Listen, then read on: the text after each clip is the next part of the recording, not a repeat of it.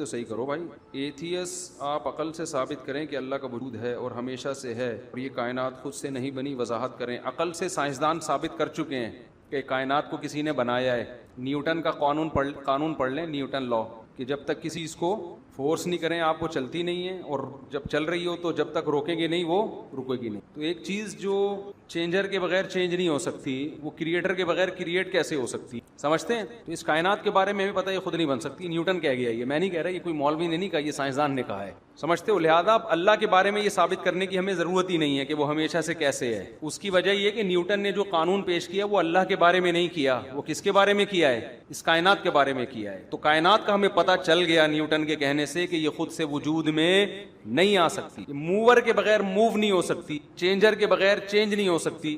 تو کریٹر کے بغیر, دیکھو کریٹ ہونا زیادہ مشکل ہے یا کنڈیشن کا چینج ہونا زیادہ مشکل ہے؟ ابے ایک کنڈیشن میں ایک آدمی ہے, آپ نے اس کو الٹی بات کی, اس کی کنڈیشن چینج ہو گئی, یہ آسان ہے. بنسبت آپ نے ایسی بات کی, بندہ پیدا ہو گیا. صحیح ہے نا, نیا آدمی آ گیا مارکیٹ. تو پیدا کرنا زیادہ مشکل ہے. تو کائنات جب چینجر کے بغیر چینج نہیں ہوتی تو کریٹر کے بغیر کریٹ کیسے ہو گئی؟ تو اتنی 2 اور 2 4 کی طرح بات ہے, اس میں کوئی لمبے چوڑے حوالوں کی ضرورت نہیں ہے. تو پاگل ہوتے ہیں ایتھیسٹ, تو بالکل ہی عقل سے پیدل ہیں. تو اس لیے یہ تو کائنات ناممکن ہے کہ ہمیشہ سے ہو. تو نیوٹن نے کائنات کے بارے میں بتا کے 2 اور 2 4 کی طرح بات کلیئر کر دی ہے کہ بھائی it isn't possible. Rain is the blessing of God but it is a source of trouble for the people of Karachi. Matric میں ہم نے انگلش میں مضمون یاد کیا تھا, اور جب بارشیں ہوتی ہیں تو ہمیں یاد آتا ہے. تو اسی طرح ایک اسٹرکچر یاد کیا تھا, it isn't possible for us to do this. تو it isn't possible for us to believe in this. ہمارے لیے یہ ناممکن ہے کہ ہم اس فلسفے پر ایمان لے آئیں کہ یہ کائنات ہمیشہ سے. جس نے لانا ہے وہ پاگل ہے. تو پاگلوں کی دنیا میں کمی نہیں ہے, تو 2 4 اور پاگل ہو جائیں گے تو اس سے کیا ہوتا ہے؟ ہم تو وہی بات کریں جو کھوپڑی میں آتی ہے. کائنات بھائی نہیں ہو سکتا, یہ خود بخود کچھ نہیں ہوتا ہے, یہاں پہ سب کچھ کرنے سے ہوتا ہے. تو اب ظاہر ہے ابتدا میں تو کوئی ذات ہے نا جو اپنے وجود میں غیر کی محتاج نہیں ہے. تو کوئی ایسی ذات ہے جو ہونے میں کسی کی محتاج نہیں ہے, تو وہ کائنات نہیں ہے, وہ کائنات کے علاوہ کوئی اور ذات ہے. تو ہم کہتے ہیں وہ اللہ ہے. آپ بتائیں اللہ نہیں ہے تو پھر کون ہے وہ؟ ہمارے پاس تو آسمانی کتابیں, پیغمبروں کے سلسلے, وہ اللہ خود بتاتا ہے نا. ہم کہتے ہیں اگر وہ اللہ نہیں ہے کوئی اور خدا ہے تو وہ بولتا کیوں نہیں ہے؟ دیکھو ایک آدمی کہہ رہا ہے یہ میری بیوی ہے, دوسرا وہاں گھننا کھڑا ہوا دیکھ رہا ہے, یہ کہہ رہا ہے یہ کس کی بیوی ہے؟ میری بیوی. ہم وہی مانیں گے بھائی, جب تو کہہ رہے تو ہم مان لیں گے تیری بیوی. اب اگلا کہتا ہے اس کے کہنے سے آپ نے مان لیا, یہ کوئی دلیل تو نہ ہوئی نا, ہو سکتا ہے یہ جھوٹ بول رہا ہو. ہم کہتے ہیں 2 ہی بندے ہیں یہاں پہ, یا تو اس کی ہے نہیں تو اس کی ہے. اگر اس کی ہے تو یہ بولتا کیوں نہیں ہے؟ جب جھوٹی موٹی کا آدمی کہہ رہا ہے یہ میری بیوی ہے, تو سچی مچی والے کو چاہیے نا وہ بولے کہ بھائی یہ جھوٹ بول رہا ہے. تو اللہ تو اپنا انٹروڈکشن قرآن میں کروا رہا ہے کہ میں نے آسمان سے پانی برسایا, آسمان سے برسایا, اور اتنا برسایا کہ کراچی میں کرولا الٹی چلنا شروع ہو گئی, رکشے الڑ گئے. یہ میں کر رہا ہوں, یہ سب ایسی سخاوت برساتا ہوں میں, او زمین سے نباتات اگاتا ہوں. فانظر الی آثار رحمت اللہ, قرآن کہتا ہے دیکھ اللہ کی رحمت کی علامتوں کو. زمین مردہ ہوتی ہے, نہ اس میں خربوزہ, نہ تربوز, نہ گندم, کچھ بھی نہیں. ادھر پانی برسا, ادھر کیسی لہلہاتی فصلیں پیدا ہو گئیں. ان ذالک لمحیی الموتى, جو اس مردہ زمین میں جان ڈال رہا ہے, مردوں میں بھی قیامت کے دن جان وہی ڈالے گا. وہ تو بات کر رہا ہے الحمدللہ رب العالمین, اپنا انٹروڈکشن کرا رہے, تمام تعریفیں اس اللہ کے لیے جو تمام جہانوں کا پالنے والا. تو جب سچی مچی کا خدا یہ باتیں کر رہا ہے, تو اگر کوئی اور سچی مچی کا ہے تو منہ سے پھوٹتا کیوں نہیں ہے کہ یہ غلط ہے؟ اصل تو میں ہوں. ہم گونگے بہرے خدا پر ایمان لائیں یا اس خدا پر ایمان لائیں جو اپنا تعارف کروا رہے ہیں, وہ بتا رہے کہ میں کن چیزوں سے خوش ہوتا ہوں, یہ زنا ہے اس کے قریب مت جاؤ, یہ نکاح ہے یہ کرو, یہ ماں باپ ہے ان کے سامنے اف نہ کرو, یہ وراثت ہے, یہ عبادت ہے, سب باتیں بتا رہے ہیں ہمیں. تو ایتھیسٹ پاگل ہیں, ان کے کھوپڑی نہیں ہے ان کے پاس سوچنے کے لیے. تو اس لیے اللہ کے وجود کے لیے اتنا کافی ہے کہ کائنات خود بخود وجود میں نہیں آ سکتی. اتنی دلیل اللہ کے وجود کے لیے کافی ہے. فرمایا سیدھے راستے کو مزید واضح کرنے کے لیے کہ ابھی بھی سمجھ میں نہیں آتا نا سیدھا راستہ کون سا ہے, تو اللہ نے فرمایا قل هو الذی انشأکم وجعل لکم السمع والابصار والافئدہ. وہ اللہ ہے جس نے تمہارا انشاء کیا. انشاء کہتے ہیں بالکل اول سے پیدا کرنا, جب کچھ بھی نہیں تھا. تو وہ اللہ ہے. جب اللہ ہے تو اس سے صاف پتہ چلا کہ اللہ سے زیادہ مضبوط کوئی اور رشتہ نہیں ہے, کیونکہ ہمارا کریٹر وہ ہے. دیکھیں یہاں کیا فرمایا, قل هو الذی, قل ہے نا شروع میں, قل هو الذی, اے نبی ان سے کہہ دیں کہ وہ ذات ہے. تو یہ قل کیوں کہا, کہہ دیجئے ان سے, ان کی توجہ اس طرف کرنے کے لیے. مانتے وہ بھی تھے کہ ہمیں اللہ نے پیدا کیا, اس کی مثال ایسے ہے جیسے بیٹا باپ کی نافرمانی کر رہا ہو، مان نہ رہا ہو، ہر بات میں اس کی مخالفت کر رہا ہو، تو کوئی تھرڈ پرسن کہتا ہے نا، بیوی سے کہتا ہے کہ اس کو بتا دو کہ یہ تمہارا باپ ہے، حالانکہ بیٹے کو پہلے سے پتا ہوتا ہے کہ یہ ہمارا باپ ہے، لیکن عمل سے ایسا لگ رہا ہوتا ہے کہ یہ ان صاحب کو اپنا باپ ماننے کے لیے تیار نہیں ہے، تو یاد دہانی کرائی جاتی ہے کہ بھائی یہ تمہارا باپ ہے۔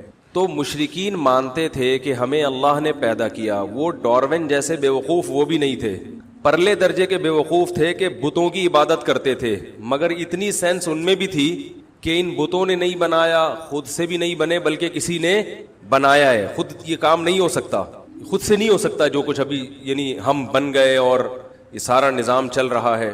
کچھ دن پہلے ایک صاحب سے ملاقات ہوئی جو ایتھیس لوگوں کے نظریات سے ڈسے ہوئے تھے نا، میں نے اللہ کے وجود کے دلائل دیے تو انہوں نے کہا کہ بھئی دیکھو، پانی میں مچھلیاں خود بخود پیدا ہو جاتی ہیں، کچرے میں کیڑے خود بخود پیدا ہو جاتے ہیں، تو اس سے پتہ چلا کہ حیات خود بخود بھی پیدا ہو سکتی۔ کہیں تالاب ہو نا، بڑا گڑھا کھودیں، اس میں پانی رکھ دیں، کچھ دنوں میں مچھلیاں پیدا ہو جائیں گی اس میں۔ اس نے کہا ایسے ہی زندگی پیدا ہو گئی، پھر ہوتے ہوتے انسان بھی بن گیا، تو اس میں کون سی عجیب بات ہے؟ میں نے کہا واہ بھائی واہ، جو دعویٰ ہے نا وہی دلیل ہے۔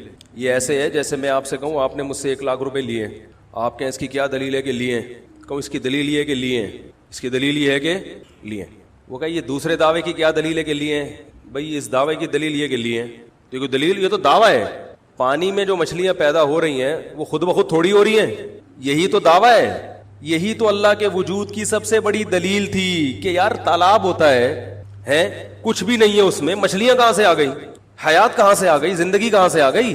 یہ تو اللہ کے وجود کی ایک اور دلیل ہے جو ہماری دلیل ہے، آپ کی نہیں بنتی وہ۔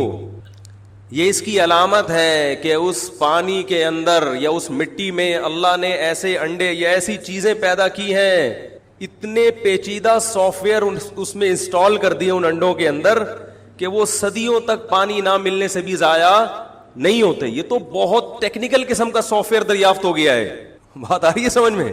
یہ تو ایسی پیچیدہ چیز دریافت ہوئی ہے کہ اس پہ تو اور عقل پریشان ہوتی ہے، سر دیواروں سے مارتے رہو، یہ عقدہ حل نہیں ہوگا، یار یہ کیسے ہو رہا ہے؟ اس نظام کائنات کو چلانے کے لیے اللہ نے حیات پیدا کی۔ سورہ ملک جو ہم نے پڑھ رہے ہیں، اس کی ابتدا کہاں سے ہوتی ہے؟ تبارک الذی بیدہ الملک، پاک ہے وہ ذات جس کے ہاتھ میں بادشاہی ہے، الذی خلق الموت والحیات، یہ وہ ذات ہے جس نے موت اور حیات کو پیدا کیا۔ اللہ کہتے ہیں تم تھوڑی پیدا کرتے ہو پانی کے اندر مچھلیاں، خود بخود ہو رہی ہیں، اس کا مطلب خود بخود نہیں ہو رہی، کوئی پیدا کر رہا ہے ان کو۔ آپ کہہ سکتے ہیں وہ کچھ سائنسدانوں کی تحقیق کے کوئی انڈے رہ جاتے ہیں، یہ کچھ ہو جاتا ہے، تو وہ انڈے رہ کے اتنے سال تک محفوظ کیسے رہے، ضائع کیوں نہیں ہوئے؟ مرغی کے انڈے تو فریج میں بھی خراب ہو جاتے ہیں۔ اس نظام کائنات کو چلانے کے لیے، اس زمین میں زندگی کی بہاریں پیدا کرنے کے لیے اللہ نے ایسی ایسی چیزیں پیدا کر دی ہیں کہ جہاں پانی ہوگا وہاں حیات۔ قرآن میں ہے نا کہ وَجَعَلْنَا مِنَ الْمَاءِ كُلَّ شَيْءٍ حَيٍّ، ہم نے صرف ایک پانی سے ہر زندہ چیز کو پیدا کر دیا، صرف ایک پانی ہے، جہاں پانی وہاں حیات۔ کچرے کے ڈھیر میں کیڑے جب ہی پیدا ہوتے ہیں جب نمی ہو، پانی ملتا ہے خربوزہ پیدا ہوتا ہے، پانی ملتا ہے آم پیدا ہوتا ہے۔ یہ ایسا ہی ہے جیسے کوئی کہ کچرے کے ڈھیر میں جب بارش ہوتی ہے تو آم کا درخت خود بخود پیدا ہو جاتا ہے، اور بھائی خود نہیں پیدا ہو رہا، وہ زمین کے اندر گٹلی ہوتی ہے، وہ کافی عرصے سے پڑی ہوئی تھی، تلاش میں تھی کہ مجھے پانی ملے اور میں اللہ کی قدرت کا نظارہ پیش کروں، تو اس گٹلی کے اندر ایسے سافٹ ویئر انسٹال کر دیے گئے ہیں کہ گٹلی کو کھول کے دیکھو تو نہ درخت نظر آئے گا، نہ اس میں آم نظر آئے گا، نہ پتے نظر آئیں گے، نہ شاخیں نظر آئیں گی، لیکن سارا سیٹ اپ اس گٹلی کے اندر اللہ نے بند کر کے اوپر سے اس کو پیک کر دیا۔ اور 3 چیزیں چاہیے اس کو، مٹی، گوبر، پانی۔ کچرے میں بھی نائٹروجن پیدا ہوتی ہے تو نائٹروجن چاہیے اس کو، وہ کچرے میں زیادہ ہو جاتی ہے اچھی، تو وہ 3 چیزیں اس کو ملی، گٹلی نے اپنا کام کرنا شروع کر دیا۔ سب سے پہلا کام فالق الحب، اللہ کہتے ہیں ایسی چیزیں انسٹال کر دی اس میں کہ زمین کے اندر دفن بھی کرو گے لیکن وہ زمین کا سینہ پھاڑ کر اتنی سی کوپل باہر نکلتی ہے، اس کوپل میں جو ننا سا پودا نکلتا ہے، پھونک مارو بیچارہ ہل جاتا ہے، اس کو بچا کے رکھنا پڑتا ہے، مگر وہ ننے سے پودے میں اتنی طاقت کہ وہ زمین کا سینہ پھاڑ کے ایسے پھٹتی ہے زمین، وہ کہہ رہا ہوتا ہے ہٹ جاؤ میرے سامنے سے بھی میں باہر آ رہا ہوں, ٹھیک ہے نا, اور پھر اسے دھوپ اور پانی ملتا رہتا ہے اور وہ تناور درخت میں تبدیل. تو یہ خود بخود تھوڑی ہو رہا ہے بھائی, اس کے اندر کچھ ڈالا گیا ہے, کچھ ڈالا گیا ہے. پھر وہ تناور درخت میں تبدیل ہوتا ہے, جڑیں اس کی زمین کے اندر پھیلتی رہتی ہیں, پھیلتی رہتی ہیں, پھیلتی رہتی ہیں, اور تناور درخت میں تبدیل ہونے کے بعد پھر اس میں پھول لگتے ہیں. یہ پھول تتلیوں کو اپنی طرف, بولنے میں کوئی پابندی لگی ہے کیا, پھول مائل کرتے ہیں. کیا پھول, کیا درخت کو خود بخود یہ پتا ہے کہ میری طرف راغب کرنے کے لیے, کوئی اٹریکشن کے لیے کوئی چیز مجھے تتلیوں اور مکھیوں کے سامنے پیش, گٹلی کو پتا تھا یہ خود بخود ہو رہا ہے کیا بھائی؟ درخت بیچارے کے پاس تو مغز ہی نہیں ہے سوچنے کے لیے. جس کے پاس, سائنسدان کے پاس مغز ہے وہ تو سوچ نہیں رہا کہ یہ, وہ کہہ رہے یہ خود بخود بنا ہے. اور جس درخت کے پاس مغز نہیں ہے وہ اتنا ذہین کہ اسے پتا ہے کہ میرے نر اور مادہ پھولوں میں ملاپ کے لیے مجھے مکھیوں کو اپنی طرف مائل کرنا پڑے گا. اور مکھیاں اس ترغیب سے مائل نہیں ہوں گی کہ آپ ان کو سمجھائیں کہ دیکھو تم آؤ پھولوں پہ بیٹھو, اور وہ ذرے تمہاری ٹانگوں سے چپکیں گے, پھر نر مادہ پھولوں کا ملاپ ہوگا, پھر اس سے آم پیدا ہوں گے, پہلے کیری پیدا ہوگی, اس کا اچار بنے گا, پھر آم پیدا ہوگا, اس کو لوگ کھائیں گے, چھل کے بکریوں کو کھلائیں گے, اور گٹلیاں دوبارہ زمین میں ڈالیں گے, اور ملک شیک بنے گا, اس سے تجارت ہوگی. مکھیاں اس ترغیب سے متاثر ہو کر آئیں کہ بھائی ہم بھی انسانیت کی خدمت کریں گے. مکھیوں کے پاس اتنا دماغ نہیں ہے, نہ درخت کے پاس تو دماغ ہی نہیں ہے. تو پھر اس سے بھور پیدا ہوتا ہے آم کے درخت پہ, وہ تتلیاں مکھیاں مائل ہوتی ہیں, اور کچھ ہوا کے جھونکوں سے وہ نر مادہ ملتے ہیں. جیسے ہی ملتے ہیں نیچے پھول ضائع ہو کے نیچے پھل پیدا ہونا شروع ہو جاتا. وہ گویا پھولوں کی شادی ہوئی ہوتی ہے, ان کی شادی ہو گئی, اور اب ان کا بچہ کیا ہے, پھل. اب وہ پھل جناب دھوپ مٹی پانی کے ملاپ سے بڑا ہوتے ہوتے ہوتے ہوتے خوبصورت آم کی شکل میں, پھر وہ لنگڑا آم, یہ چونسا آم, یہ دسہری آم, اور یہ پپیتے جیسا آم, اور پتہ نہیں درجنوں قسم کے آم. اور کمال کی بات یہ کہ ہزاروں آم پیدا ہونے کے بعد آپ دیکھو نا, یہ جو میجک شو کراتے ہیں نا, یہ کیسے گھما پھرا کے کرتب دکھاتے ہیں, یوں کیا تو اندر سے کبوتر نکل آیا, یوں کیا تو یہ نکل آیا, آخر میں دوبارہ وہی انڈا واپس لا کے دکھاتے ہیں, یہ دیکھو یہ انڈا. یہ تو نظر کا دھوکا ہوتا ہے. تو یہاں بھی وہی ہو رہا ہے, وہ گٹلی زمین میں ڈالی تھی, یہ ہوا یہ ہوا یہ ہوا. آپ کہہ رہے ہو یار وہ گٹلی کہاں گئی میری جو میں نے زمین میں ڈالی تھی, وہ تو غائب. ہوتے ہوتے ہوتے ہوتے اس پروسیس کا انجام کیا ہوتا ہے, اس آم کو جب کھولو گے اس کے اندر وہی گٹلی آپ کو دوبارہ نظر آئے گی. یہ خود بخود ہو رہا ہے. تو سائنسدانوں کو زیادہ لفٹ نہیں کرایا کرو. ابھی کل جامعہ میں کسی سے میری بحث ہو رہی تھی, وہ کہہ رہے کزن میرج پہ نا بار بار یہ نقصان, اور میں نے کہا بابا لیبارٹری کی ریسرچ ایک طرف رکھو, مشاہدے سے بڑھ کر دنیا میں کوئی ریسرچ نہیں ہوتی. اب تک شادیاں ہوتی ہی کزن میرج میں رہی ہیں, کتنے لنگڑے پیدا ہو گئے. وہ کہہ رہے ہیں آپ سائنس کی تحقیق کا انکار کر رہے ہو. میں نے کہا میں مشاہدہ کر کے بتا رہا ہوں, نظر آ رہا ہے. دیکھو ایک ڈاکٹر آپ کے پاس آ کے افلاطونی جھاڑے بقراتی کہ ایکچولی جب ہم, وہ آپ کو سمجھا رہے کہ ہم جو روٹی کھاتے ہیں اس سے پیٹ کیوں بھرتا ہے اور طاقت کیسے آتی ہے. ایکچولی جب لیبارٹری میں ٹیسٹ ہوا تو جب ہم نے منہ میں نوالا رکھ کے چبایا تو اس سے نشاستہ پیدا ہوا, تو وہ لعاب میں مل کر کاربوہائیڈریٹ بنا, تو گلوکوز بنا. پھر وہ تو جب وہ پیٹ میں گیا تو میدے نے یوں کیا, پھر یوں کیا, پھر جگر نے یوں کیا. ایکچولی اس سے کیا ہوتا ہے, ہمارا پیٹ بھی بھر جاتا ہے اور ہمیں طاقت بھی ملتی ہے. آپ کو بھائی جان آپ کی تحقیق بہت اچھی, لیکن یہ تحقیق صدیوں پہلے آدم علیہ السلام کر چکے ہیں, اور آپ کو میں درجنوں دفعہ کر چکا ہوں. میں جب بھی پراٹھا کھاتا ہوں پیٹ بھی بھرتا ہے اور طاقت بھی آتی ہے, ٹھیک ہے نا. اس افلاطونی اور بقراتی کو جھاڑنے کی ہمارے سامنے ضرورت نہیں ہے. یہ تو دن رات ہم روٹی کھا کے پیٹ, تو مشاہدے سے بڑھ کر دنیا میں کوئی دلیل. یہ جو حکیموں کی تحقیقات ہوتی ہے نا, ان کے پاس لیبارٹریاں تھوڑی ہوتی ہیں, تو تجربہ کر کے کئی کو مار چکے ہوتے ہیں, پھر اس کے بعد جا کے کہتے ہیں یار یہ فٹ آ رہی ہے اس کے اوپر. ہاں یہ تو صدیوں کے تجربے ہیں نا ان کے. تو وہ انہوں نے دیکھا یار یہ جب کھلایا, یہ والی چیز یوں کر کے کھلائی تو نزلے کو فائدہ ہوا, تو 10 لوگوں پہ تجربہ کیا, نوٹ کر کے پھر اس طرح سے ان کی دوائیں وجود میں آئی ہیں, وہ بڑی فائدہ مند ہے. کینسر کے علاج بھی حکیم کر دیتے ہیں, حالانکہ حکیم کو نہ کینسر کا جراثیم کا بھی اس نے خوردبین سے دیکھا ہوگا. میں نے ایسے حکیم دیکھے ہیں جنہوں نے کینسر کا علاج کیا ہے, حالانکہ میڈیکل سائنس جہاں تک پہنچ چکی ہے حکیم وہاں تک نہیں پہنچے, لیکن علاج کر دیا انہوں نے, اس لیے کہ وہ تجربے کر کر کے, صدیوں کے تجربے ہیں نا, مشاہدات تجربے. تو مشاہدے سے بڑھ کر کوئی دلیل ہوتی ہے. اگر کسی کے ہاں کزن کے ہاں معذور بچہ پیدا ہوا, تو جتنے معذور کزنوں کے ہاں ہوئے نا, اتنے ہی ریشو غیر خاندان میں شادی کے بھی ہیں. دو واقعات تو میں نے میرے سامنے آئے ہیں کہ کزن سے شادی کا انکار کیا اس بیس پر کہ معذور بچہ پیدا نہ ہو جائے, کہیں اور شادی کی اور پہلا بچہ ہی معذور پیدا ہوا. میں نے کہا اچھا ہوا اس نے کزن سے نہیں کی, اگر کزن سے کر کے ہوتا تو یہ سارا کس کے کھاتے میں ڈال دیتا, تو ان کا تو فیملی سسٹم تباہ ہو گیا. میں نہیں کہہ رہا کہ یہ ریسرچ غلط ہے, صحیح ہوگی, لیکن اس کا ریشو اتنا کم ہے کہ اس سے زیادہ حادثات کا امکان ٹرک کے نیچے آ کے مرنے کا ہوتا ہے بچے کا. تو ان چیزوں کو زیادہ لفٹ نہیں کرایا کرو, جو یہ نیچر ہے. اور ایک ٹیکنیکل بات کر کے آگے چلتا ہوں. کزنوں کی ٹوٹل کتنی قسمیں ہیں؟ 3 کہاں سے ہو گئی؟ کزنوں کی ٹوٹل کتنی قسمیں ہیں؟ ابے بھائی کیا ہو گیا آپ لوگوں؟ 4 قسم کے کزن ہوتے ہیں, چچا زاد, پھوپھی زاد, خالہ زاد اور ماموں زاد. تو دیکھ لو اللہ نے 4 کی اجازت دی ہے کہ چاروں کو نمٹا دو, ٹھیک ہے نا. نہ خالہ پریشان ہو, نہ ماموں پریشان ہو, نہ پھوپھی پریشان ہو, نہ چاچا تایا پریشان ہو. تو یہ تو ہمارے مذہب نے اشارے دے دیے, اس طرف بڑے پاورفل اشارے دیے ہیں. اور قرآن میں اللہ نے الگ سے بیان کیا کہ اے نبی ہم نے آپ کے لیے سب ان عورتوں کو حلال کیا, اور ان کے ساتھ ساتھ وبنات عمک, آپ کی پھوپھی کی بیٹیاں, وبنات عماتک, وبنات عمک آپ کے چچا کی بیٹیاں, وبنات عماتک آپ کی پھوپھی کی بیٹیاں, وبنات خالک ماموں کی بیٹیاں, وبنات خالاتک اور آپ کی خالہ کی بیٹیاں. الگ سے اللہ نے بیان کیا ہے. تو میں نہیں کہہ رہا کہ آپ سائنسدانوں کو برا بھلا کہیں, بولے بھائی آپ کی تحقیق ہے لیبارٹری میں, ہوگی صحیح ہے, ٹھیک ہے, لیکن ہم تو دیکھتے ہیں کہ ہمارے یہاں تو ہو رہا ہے اور اللہ کا فضل ہے, بڑے کامیاب رشتے ہوتے ہیں. اگر کسی کے ہاں ایک اللہ نہ کرے کوئی لنگڑا ہو گیا تو وہ تو ہم نے غیروں میں بھی دیکھا ہے, 2 لنگڑے ہوئے تھے ان کے یہاں. سمجھ میں آ رہی ہے بات؟ تو ہاں میں یہ ضرور کہتا ہوں کوئی بیماری پہلے سے خاندان میں چلی آ رہی ہے تو پھر باہر کر لو تاکہ وہ آگے نہ جائے, جو پتہ چل جائے پہلے سے.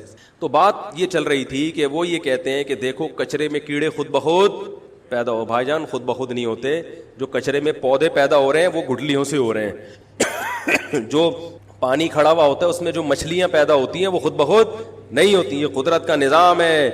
دیکھو میں جب تنزانیہ گیا, وہاں بہت بڑا جنگل ہے, ہم وہاں جنگل میں گھوم رہے تھے, ویڈیو بنا رہے تھے, شیر, چیتے, لومڑی. تو انہوں نے بتایا کہ یہ چاروں طرف اونچے اونچے پہاڑ ہیں. اس جنگل کی خاصیت یہ ہے کہ اس کا جانور ادھر نہیں جا سکتا اور وہاں سے جانور یہاں نہیں آ سکتا. وہ بہت بڑا ایریا ہے نا, تو اس کے چاروں طرف اتنے اونچے پہاڑ ہیں قدرت کی طرف سے, یعنی قدرتی چڑیا گھر بن گیا ہے وہ, ٹھیک ہے نا.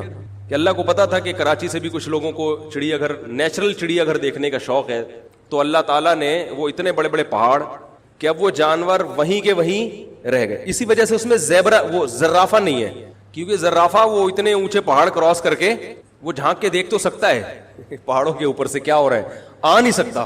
اس میں زرافہ کے علاوہ سب جانور ہیں. تو میں نے کہا یار یہ جو اتنے بڑے پہاڑ کے اندر جانور ہیں یہ آئے کہاں سے؟ سوال یہ پیدا ہوتا ہے نا کہ چلو جا تو نہیں سکتے تو آئے کیسے؟ اگر آ سکتے ہیں تو جا بھی سکتے ہونے چاہیے. تو انہوں نے کہا شاید کوئی زلزلہ آیا ہوگا جس سے یہ چاروں طرف پہاڑ کھڑے ہو گئے. تو یہ اتنی عجیب بات نہیں ہے. اس سے زیادہ عجیب بات یہ ہے کہ آسٹریلیا ایک جزیرہ ہے, دور دور تک سمندر ہے, اور اس جزیرے کے اندر بھی جانور, سارے وہ جانور موجود ہیں جو افریقہ کے جنگلات میں ہیں. ارے وہ سمندر پار کر کے پہنچے کہاں سے؟ وہاں تو زلزلے کی بھی تعویل نہیں ہو سکتی. وہ شیر کہاں سے آ گیا بھائی؟ اور ہر جانور, ہم کہہ سکتے ہیں کوئی گورا ہو سکتا ہے کسی شیر کو لے گیا ہو, تو یہ لومڑی کو بھی لے گیا, چوہے کو بھی لے گیا, بلوں کو بھی لے گیا بھائی وہ سفر کرتے کرتے ہو سکتا ہے کوئی سیاح لے گیا ہو نا, تو کتنے جانور لے کے جائے گا؟ بندر بھی لے گیا, چیتا بھی لے گیا, سارے جانور وہاں جا گئے. ایسا تھوڑی ہوتا ہے. ہر قسم کے جانور جو دوسرے جنگلوں میں ہیں وہاں بھی موجود ہیں, اور ایسی ایسی نایاب نسلیں ہیں وہاں پر. تو آدمی یہ بھی, اللہ کرے ہمارا وہاں کا سفر ہو تو انشاءاللہ وہاں سے بھی ہم سفید شیر کی ویڈیو بنا کے بھیجیں گے آپ کو. کینگرو بہت مشہور, ٹھیک ہے, تو اچھی بات ہے ماشاءاللہ. کینگرو ایک عجیب سا جانور ہے, وہ وہاں پر ہے.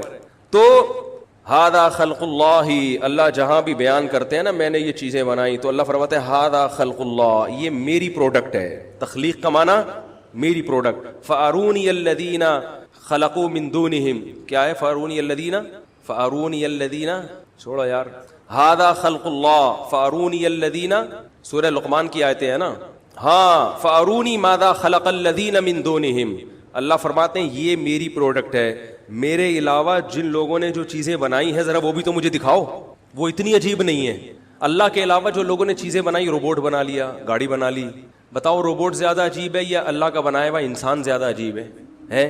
تو اللہ کہتے ہیں میرے علاوہ جو لوگوں نے چیزیں بنائی ہیں وہ ذرا میرے لاؤ, انڈس کرولا لے کر آؤ, صحیح ہے, سویک لے کر آؤ, ٹھیک ہے, اور روبوٹ لے کر آؤ, خلائی سیارے لے کر آؤ, ہوائی جہاز لے کر آؤ, اور میں اپنی پروڈکٹ لے کر آتا ہوں. ہوائی جہاز کو اڑانے کے لیے پائلٹ چاہیے. اللہ نے جو پرندے آسمانوں میں چھوڑ دیے وہ خود ہی پائلٹ بھی ہیں, خود ہی جہاز بھی, اپنا ایندھن بھی خود ہی تلاش کرتے ہیں. ہمارے ہوائی جہاز کا فیول اگر ختم, تباہ. اللہ نے جو ہوائی جہاز آسمانوں میں چھوڑ دیے ہیں نا, ان کو جہاں فیول ختم وہ نیچے اتر کے فیول تلاش کرتے ہیں. باجرہ کھاؤ, دانا کھاؤ. اپنی اسپیڈ اپنے حساب سے بڑھاتے ہیں, اپنی اسپیڈ اپنے حساب سے کم کرتے ہیں. لمبے لمبے سفر بغیر کسی ٹریگنومیٹری کے علم کے لمبے لمبے سفر کرتے ہیں. آسمانوں پہ ہوتے ہیں, زمین پہ زلزلے کی اطلاع ان کو پہلے ہو جائے. زمین سے نکلنے والی ریس کو پہچان لیتے ہیں اور پتہ چل جاتا ہے کہ یہاں طوفان آنے والا ہے, یہاں زلزلہ آنے والا ہے. ہوائی جہاز کو پتہ نہیں چلتا. تو کیسے اللہ نے قدرت کے دلائل قائم کر دیے, ان دلائل کو دیکھ کر بھی انسان ایمان نہیں لاتا. تو اسی لیے اللہ نے فرمایا بھلا وہ جو ان دلائل کو دیکھ کر سیدھے راستے پہ چل رہا ہو وہ زیادہ بہتر ہے جو الٹے منہ الٹے پاؤں چل رہا ہو. تو قل هو الذی انشاکم, اے نبی ان سے کہہ دیجئے وہ اللہ ہے جس نے تمہیں پیدا کیا. وجعل لکم السمع, اور یہ تمہارے کان یہ اتفاق سے وجود میں نہیں آئے ہیں. اتفاق سے ایک کان آج تک نہیں بنا, یہ پورا سننے والا کان کیسے وجود میں آ گیا؟ تو وہ اللہ ہے جس نے تمہیں یہ کان گفٹ کیا ہے. والابصارا, یہ جو آنکھیں جس سے تم دیکھ رہے ہو, اب تک کوئی ایسی مشین ایجاد نہیں ہوئی جو خود سے دیکھتی ہو. خود سے دیکھتی ہو. انسان ایک ایسی مشین ہے جو خود سے دیکھ رہا ہے. تو اس نے تمہیں آنکھوں کی بینائی عطا فرمائی. والابصار والافئدہ, اور سینوں میں جو دھڑکنے والے دل ہیں اور جو پمپنگ مشین ہے جو خون سک کر کے آگے پھینک رہی ہے. صدیاں کئی سال گزر جاتے ہیں, ماں کے پیٹ میں دل جب سے دھڑکنا شروع کرتا ہے مرتے دم تک دھڑکتا رہتا ہی ہے. دھڑکتا ہے پتہ نہیں کیا اللہ نے موٹر لگا دی ہے, کرنٹ کہاں سے آ رہا ہے. اور اس میں لوڈ شیڈنگ کا کوئی تصور, دماغ سے کرنٹ جاتا ہے نا دل کو, جو اس کو جیسے ہمارے یہاں موٹر میں کرنٹ آتا ہے تو KE80 والوں کی نوازش آ گیا تو چلے گی, ورنہ نہیں چلے گی. اس میں آئل الگ چینج کرنا پڑ رہا ہے, پتہ نہیں کیا ڈالنا پڑ رہا ہے اس میں. تو یہ کیسا دل ہے جو خون کو لے کر آگے پھینکتا ہے. اور دماغ کی جو رگیں ہیں اتنی باریک باریک, جن کو لمبا کرو تو چاند سے گھما کے واپس لے آؤ, وہ اللہ نے پوری پیک کر کے اس کھوپڑی میں فٹ کر دی ہیں.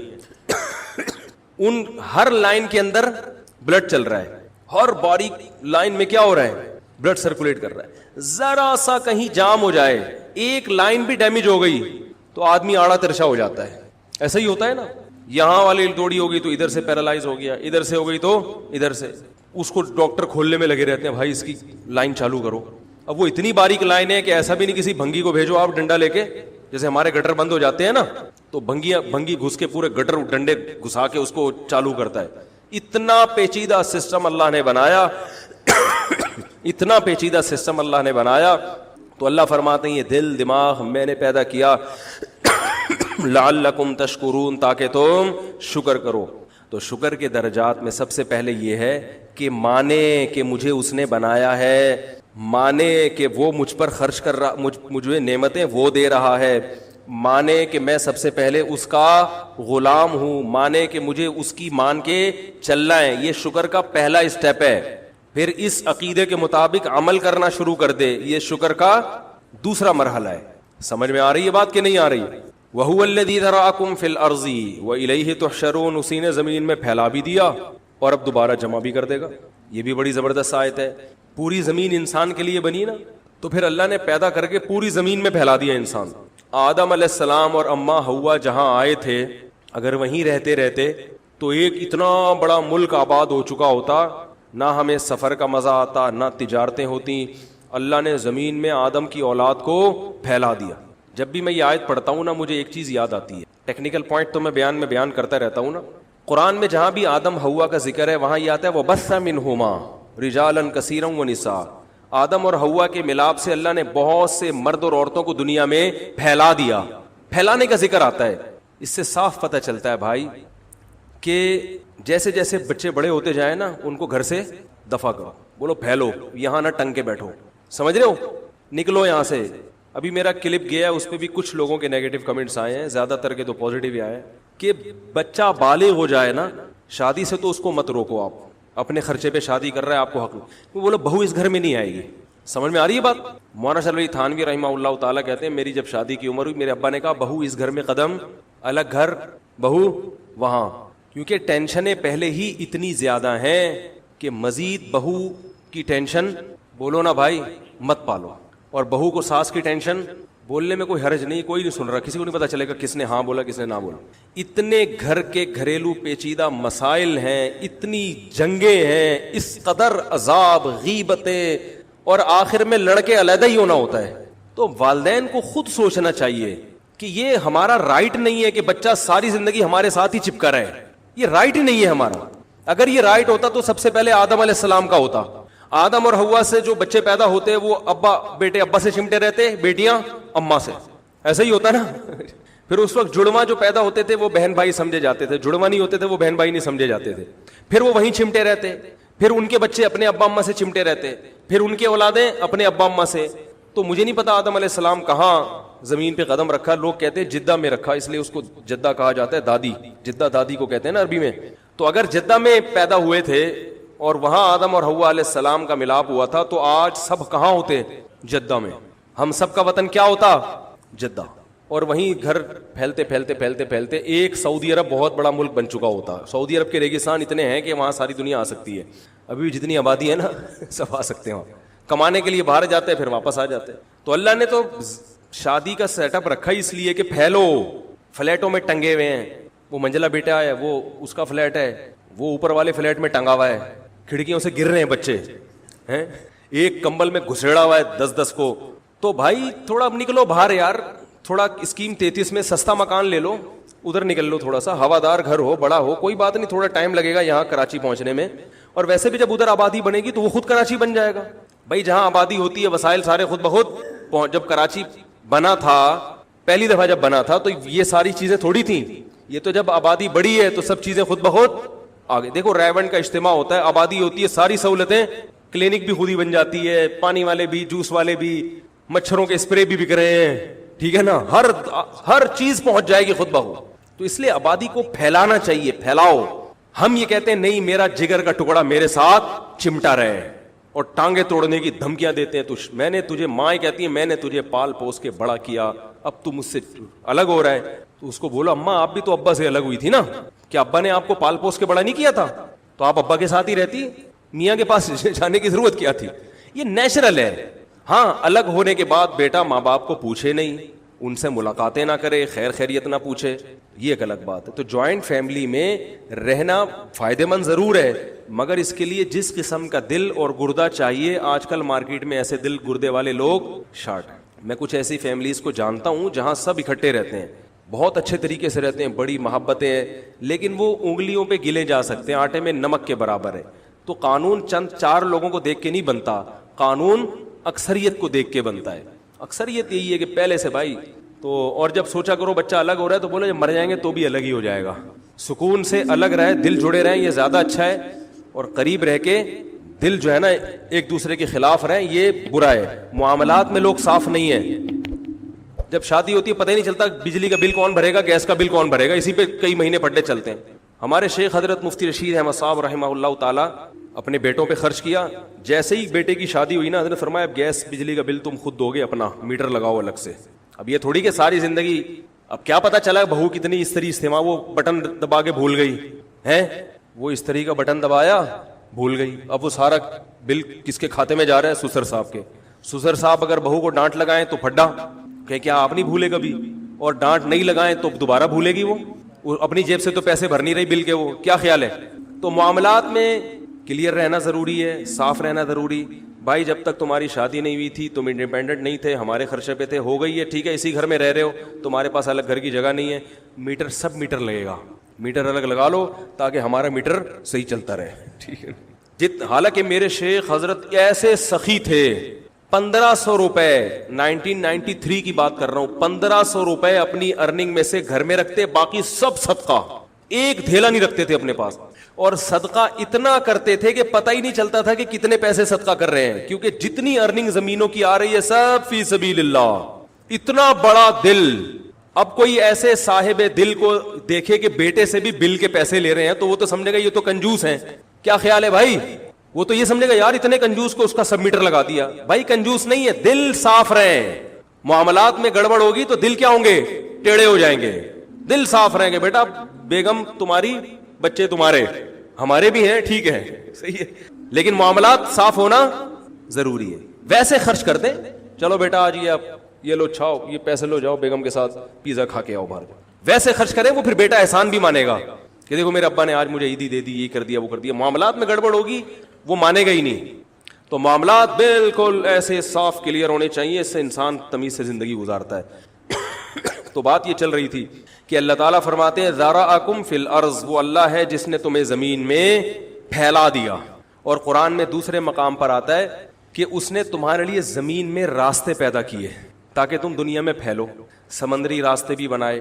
اب سمندر سے جانے کے لیے ضروری ہے کہ ہمیں ڈائریکشن کا پتہ ہو. سمندر میں جانے کے بعد انسان اندھا ہو جاتا ہے, پتہ ہی نہیں چلتا کہاں گھوم رہا ہے, ایسا ہی ہے نا. تو اللہ کہتے ہیں ستاروں کا سسٹم آسمان میں ہم نے فٹ کر دیا ہے. وَبِالنَّجْمِ هُمْ يَهْتَدُونَ. سفر کی ضرورت تو صدیوں سے ہے نا انسان کو. جو ٹیکنالوجی آج ہے وہ پہلے تھوڑی تھی, اور آج جو ہے وہ بھی ستاروں کی مدد سے ہی ہے. تو جو صدیوں پہلے لوگ سفر کرتے تھے دنیا میں, انہوں نے جا کے ملکوں کو آباد کیا, تو اللہ فرماتے ہیں ستاروں کا نظام ہم نے بنا دیا جن کو دیکھ کر تم ڈائریکشن طے کرتے ہو. اسی لیے میرے بھائی سمندر میں جب سفر کیا کرو نا, ایجنٹ کو پیسے دیا کرو تو پہلے دیکھ لیا کرو کون سا ستارہ میرے کہاں پڑ رہا ہے. وہ میں اکثر لطیفہ سناتا ہوں نا, پہلے زمانے میں, اب بھی ہوتا ہے لیکن پہلے بہت ہوتا تھا, ایجنٹ جو ہے نا پیسے لے کے آپ کو دبئی پہنچاتے تھے, مسقط پہنچاتے تھے. تو وہ اس سے فائدہ اٹھاتے تھے کہ سمندر میں جانے کے بعد میرے کسٹمر کو پتہ ہی نہیں چلے گا کہاں ہوں میں, وہ بالکل بھول جاتے. بالکل واقعی آپ یعنی اندھا ہو جاتا ہے انسان سمندر میں, کچھ نہیں پتہ چلتا ڈائریکشن کا. تو ایک آدمی کو ایک ایجنٹ کشتی میں لے کر گیا کہ تمہیں مسقط لے کے جا رہا ہوں. گوادر پہ اتار دیا اس کو. وہ گوادر پہ تلاش کر رہا ہے یار. اس کو بولا اب میری ذمہ داری یہاں تک تھی, آگے کیونکہ غیر قانونی, اب خود ہی جاؤ. وہ بیچارہ گوادر پہ, کیونکہ مسقط کا پورٹ اور گوادر دیکھنے میں تو پہاڑ ویسے ہی کلر کے, سب کچھ وہی ہے. تو بیچارہ اٹھ کے کسی سے بولتا ہے, ایک بندہ ملا اسے دور, بھاگا بھاگا گیا, بولتا بھائی ادھر مسقط کدھر ہے؟ کہہ رہے پتہ نہیں, میں تو خود قطر میں گھوم رہا ہوں. کہہ رہے مجھے مسقط کا تو نہیں پتا, میں خود کہاں ہوں, قطر میں گھوم رہا ہوں. اس کو کسی نے, تو وَبِالنَّجْمِ هُمْ يَهْتَدُونَ. اللہ فرماتے ہیں ستاروں سے ڈائریکشن, ستاروں کا علم جانتا تو پتہ چل جاتا کہ یہ مسقط یا قطر نہیں ہے, یہ گوادر ہے. تو اللہ تعالی نے راستے بھی بنائے, سمندر کے راستے جہاں سے انسان کہاں کہاں پہنچا, اور پھر ان کی ڈائریکشن, اور پھر زمین کے راستے اللہ نے. آپ دیکھو جب ہم پہاڑی سفر کرتے ہیں تو پہاڑوں کے کنارے سڑکیں ہوتی ہیں. اس کا مطلب قدرت نے پہلے سے پہاڑ میں اتنی اسپیس رکھی ہے کہ یہاں سڑک بنائی جا سکے تاکہ لوگ پوری دنیا میں جا کے آباد ہو سکیں. جو لوگ پہلی دفعہ مری, کاغان, مردان جا کے جو پٹھان آباد ہوئے ہوں گے, جب یہ گاڑیاں ایجاد نہیں ہوئی تھیں تو کچھ تو راستہ ہوگا نا, یہ سارے پیدل تھوڑی گئے ہوں گے. کوئی گھوڑا گاڑی, اونٹ گاڑی, کسی بھی چیز کے چلنے کا یا پیدل چلنے کے لیے بھی تو راستہ چاہیے نا. اب یہ تھوڑی کہ اپنے بیوی بچوں کو لے کے پہاڑوں پہ جیسے وہ K2 کی پہاڑی سر کرنے کے لیے چڑھ رہے ہوتے ہیں گھوڑے, اس طرح سے تھوڑی چڑھے ہوں گے. تو اللہ فرماتے ہیں جہاں بھی دنیا میں جاؤ گے کہیں نہ کہیں راستہ نظر آئے گا تمہیں. کیوں؟ یہ ساری زمین تمہارے لیے. تو اگر میں تم پہ پابندی لگا دیتا تو تم نہیں جا سکتے. اور عجیب بات اور بھی بتاؤں آپ کو, اللہ نے ساری زمین انسانوں کے رہنے کے لیے بنائی, اور ساری زمین انسانوں کو رزق دینے کے لیے بھی بنائی ہے. تو جیسے جیسے آبادی بڑھ رہی ہے نا, زراعت کے نئے نئے طریقے ایجاد ہو رہے ہیں. وہ زمینیں جو کسی زمانے میں کاشتکاری کے قابل نہیں سمجھی جاتی تھیں, اللہ نے ان کو کاشت کے قابل رکھا ہی نہیں, کیونکہ آبادی اتنی ہے نہیں کہ ان سے بھی کھیتیاں اگائی جائیں. لیکن جیسے جیسے انسان ترقی کر رہا ہے ایسی چیزیں ایجاد ہو رہی ہیں کہ جو زمینیں کاشت کے قابل نہیں ہیں وہ بھی کاشت کے قابل بن جائیں گی. تبھی یہ جو ماہرین معیشت ہیں انگریزوں کے, UK کے, امریکہ کے, وہ یہ کہتے ہیں فیوچر میں رزق کی اتنی فراوانی ہوگی کہ انسانی تاریخ میں اتنی فراوانی کبھی بھی نہیں ہوئی ہوگی. یہ تو الو بنانے کے لیے ہمارے ماہرین معیشت کہتے ہیں کہ بچوں کی اسپیڈ زیادہ اور خوراک کے وسائل کم, یہ صرف الو بنانے کے لیے. جو ماہرین معیشت ہے نا ان کے, وہ کہتے ہیں پیداوار کی اسپیڈ بہت تیزی سے بڑھ رہی ہے. بلکہ اب تو پیداوار کے ایسے, آپ نیٹ پہ سرچ کریں, ایک گھر جس کے پاس زمین نہیں ہے اگانے کے لیے, وہ گملوں کے اندر اتنی چیزیں پیدا کرنے کے قابل ہے کہ وہ ایک گھر کی سبزیوں کی ضرورت وہ آپ کے گملے پورے کر سکتے ہیں. اس کو ورٹیکل گارڈننگ کہتے ہیں, کہ گھر کے اندر ہی گملے لگا کے ہمارے کچھ دوستوں نے کیا ہوا, میں نے جا کے دیکھا بھی. آپ یوٹیوب پہ سرچ کریں نا, گوروں کے پاس چھوٹے چھوٹے فلیٹ ہوتے ہیں, 4 گملے ادھر لٹکا دیے, 2 ادھر لٹکا دیے, 4 ادھر لٹکا دیے, ان سے بیلیں جا رہی ہیں, ان سے پودے اگ رہے ہیں, اسی میں اتنے کریلے, اتنی بھنڈیاں, اتنے وہ پیدا ہو رہے ہیں کہ وہ کھا رہے ہیں مزے سے. اتنی اسپیس چاہیے ہی نہیں پودے کو بڑھنے کے لیے. تو اللہ نے فرمایا ذرأکم فی الارض, اس نے زمین میں تمہیں پھیلا دیا. اور یہ سارے کام اللہ نے کیے. آگے بتایا وَإِلَيْهِ تُحْشَرُونَ, ایک دن تم سب کی دوبارہ حاضری بھی ہوگی. ہم نے تمہیں پھیلا تو دیا ہے زمین میں, اب ایسا نہیں کہ پھیل کے جہاں جا کے مرو ختم, نا نا نا نا نا نا. ساری کائنات بنا دی تمہارے لیے, اپنی قدرت کے دلائل رکھ دیے. ایک گھٹلی سے آم بنایا, آم میں پھر گھٹلی پیدا کر دی. یہ سارا پروسیس تم دن رات دیکھ رہے ہو, اور تمہیں کہا یہ زمین تمہاری ہے, پھیل جاؤ زمین میں اور جاؤ اس پہ محنت کرو, یہ تمہیں کھلائے گی بھی, آسمان سے بارشیں بھی برسیں گی. یہ پھیل پھول کے تو ہم زیادہ ہی پھیل گئے نا, ہم چوڑے ہی ہونا شروع ہو گئے. ہم لوگ کہتے ہیں کچھ زیادہ ہی پھیل گیا بھائی تو اللہ نے فرمایا اتنا مت پھیلو, ایک دن دوبارہ سکڑو گے. ٹھیک ہے نا, جہاں جہاں بھی جو بھی جائے گا سمیٹ کر واپس لے آؤں گا. وحشرناہم, کہ ہم ان کو دوبارہ جمع کریں گے. جیسے ریوڑ ہوتا ہے نا, صبح صبح جو بکریوں والے بکریوں کو چھوڑ دیتے ہیں, شام کو وہ دوبارہ جمع ہوتی ہیں. تو اللہ فرماتے ہیں ایک دن تمہیں دوبارہ میں اپنے سامنے جمع کر کے ان تمام چیزوں کا حساب لوں گا, کیونکہ پھر ورنہ تو تکمیل ہی نہیں ہوگی نا, اس پروجیکٹ کی تکمیل ہی نہیں ہوگی جو پروجیکٹ اللہ نے چلایا ہے.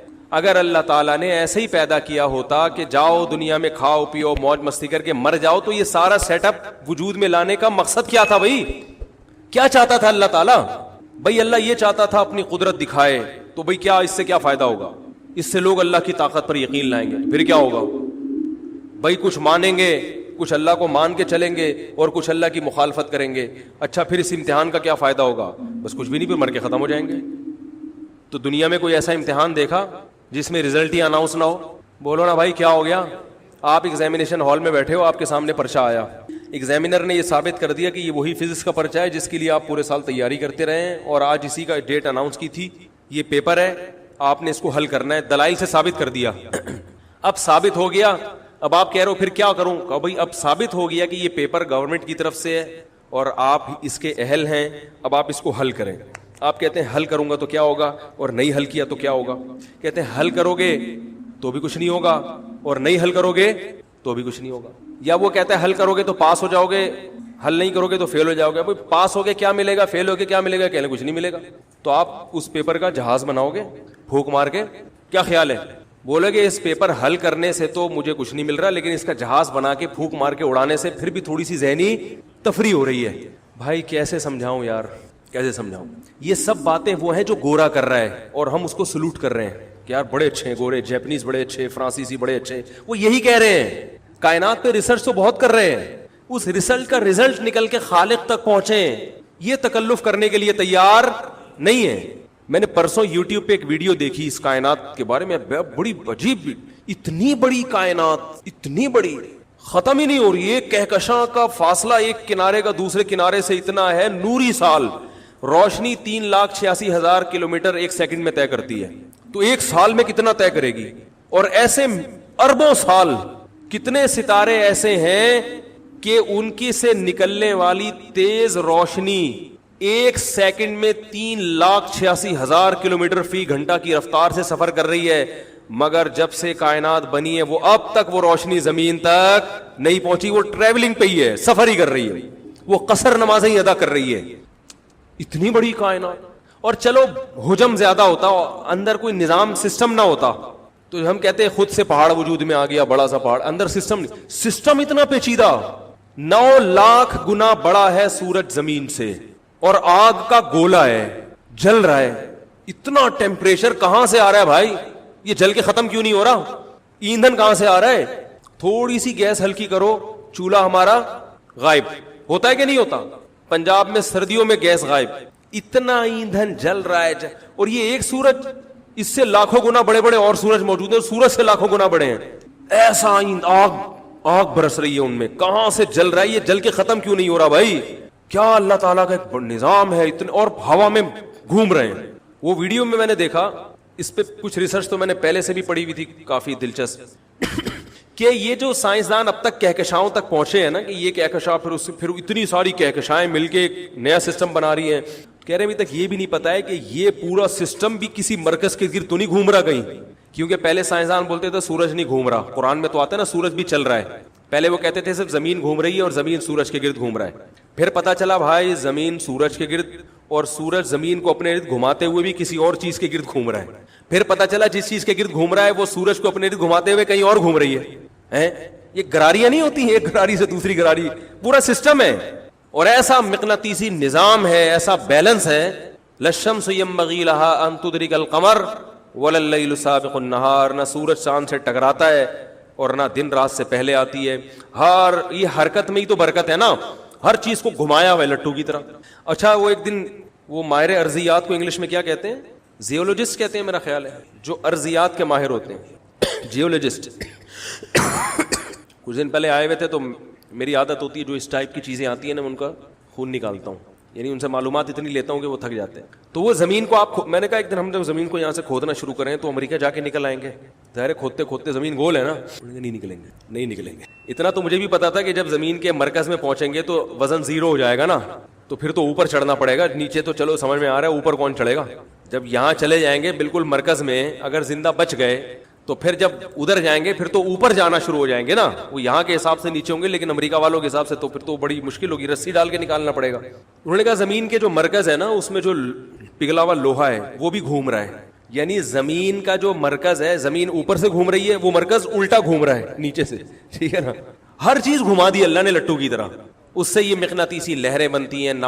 نارتھ اور ساؤتھ پول پہ جو ہم جو وہ جو کرتے ہیں نا وہ ایک ہی ڈائریکشن رہتی ہے. اس کا فائدہ کیا ہے, پرندوں کو سفر میں آسانی رہتی ہے, پرندوں کو سفر میں آسانی رہتی ہے. تو پرندوں کا نظام چلانے کے لیے اللہ نے زمین میں تانبے کو پگھلا کے ایک پگھلی ہوئی گیند ہے جو لٹو کی طرح گھوم رہی ہے, ہر چیز گھوم رہی ہے بھائی. یہاں تک کہ جب سائنسدانوں نے ذرے کو توڑا ہے, توڑ توڑ کے چھوٹا کیا, دیکھ کے حیران رہ گئے کہ ذرہ بھی جامد نہیں ہے, نیوکلیس ہے, اس کے گرد الیکٹران گھوم رہے ہیں. ارے جو نظام کائنات کا وہی ذرے کا بھی وہی نظام ہے. اس پہ بھی چارج ہے, وہ بھی زندہ ہے, حیات ہے اس میں بھی الیکٹران ہے اور وہ نیوکلیس کے گرد گھوم رہے ہیں. اس پہ بھی چارج ہے. انہی الیکٹرانوں کو دھکا دے دیتے ہیں, ادھر سے ادھر چلے گئے, اس نے سامنے والے کو پش کیا, وہ ہے نا تپڑ ہے تو پاس کر ورنہ برداشت کر. تو اس اصول سے بجلی بننا شروع ہو جاتی ہے.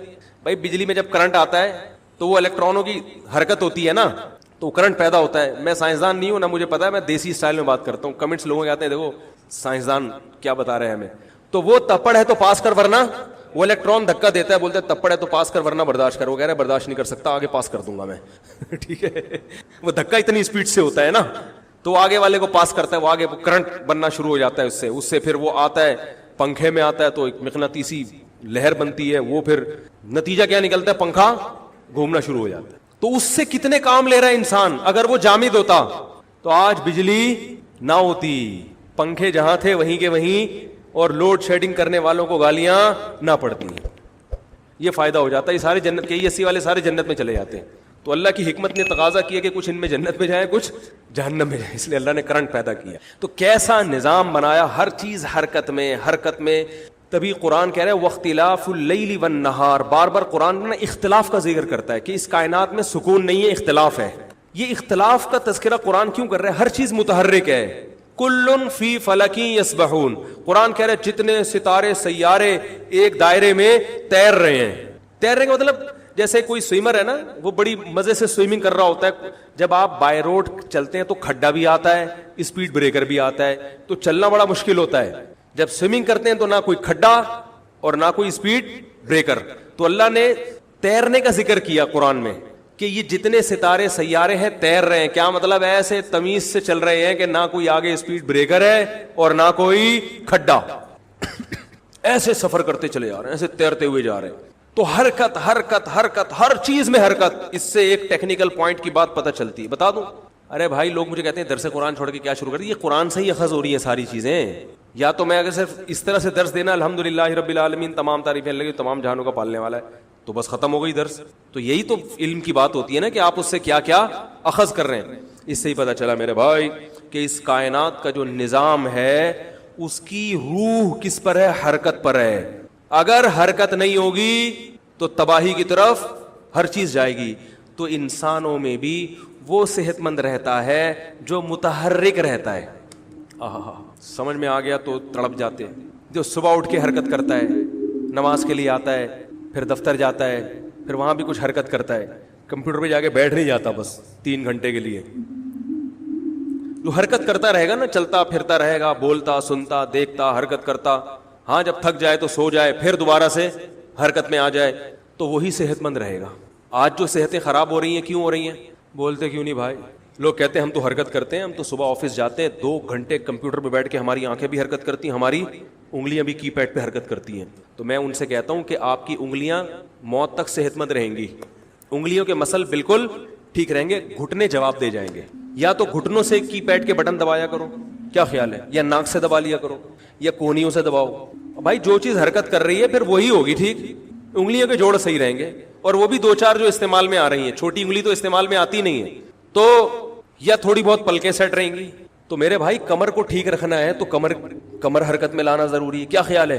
گھٹنے صحیح رکھنا ہے تو گھٹنوں کا حرکت میں لانا, دماغ صحیح رکھنا ہے تو دماغ کو حرکت میں سوچ کے لانا ضروری ہے. آج لوگ دماغ تیز کرنے کے لیے خمیرہ گاؤ زبان تو کھاتے ہیں. میں یہ اس لیے کہہ رہا ہوں تاکہ پتہ چل جائے کہ دماغ تیز ہوتا ہے خمیرہ گاؤ زبان سے, ورنہ لوگ کہاں کھاتے ہیں لوگوں کو پتہ ہی نہیں ہے. اور دماغ تیز کرنے کے لیے بادام کھاتے ہیں. دماغ تیز کرنے کے لیے سب سے پہلے ضروری ہے کہ دماغ کو حرکت میں رکھا جائے. اور دماغ کی حرکت کیسے ہوتی ہے؟ ایسا نہیں کہ گردن یوں ہلانا شروع کر دیں حرکت میں, سوچنے سے. یعنی جس چیز کو جس کام کے لیے پیدا کیا اسے اس کام میں استعمال کیا جائے.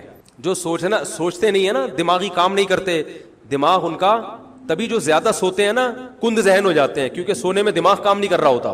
یہ جو زیادہ نیند ہے یہ انسان کی صحت کے لیے نہ صرف یہ کہ مفید نہیں ہے بلکہ بیڑا غرق کر دیتی ہے انسان کی صحت. پاگل ہو جاتے ہیں وہ, کچھ سوچنے سمجھنے کی صلاحیت نہیں رہتی. کم سویا کرو, جتنی ضروری اتنی تو لازمی سو, ورنہ وہ ایسا نہ ہو کہ اتنا کم سوئیں کہ جو ضروری نیند ہے وہ بھی نہ ہو, وہ تو پھر بالکل ہی تباہی ہے, وہ تو اور زیادہ نقصان ہے.